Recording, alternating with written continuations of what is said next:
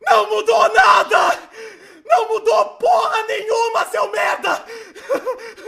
Você continua sendo um bosta, um inútil!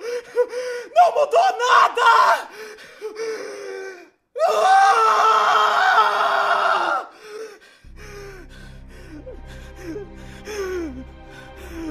Mamãe,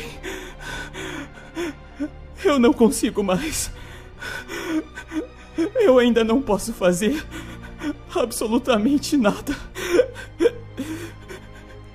Eren, isso não é verdade.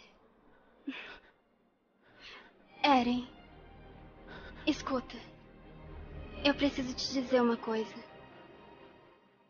Eu sou muito grata, porque sempre esteve comigo. Obrigada.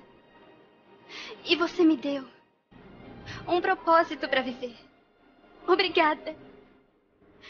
Eu sou grata, porque colocou esse cachecol no meu pescoço. Obrigada.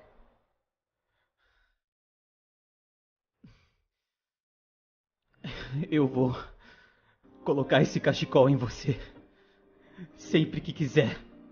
Quantas vezes você quiser.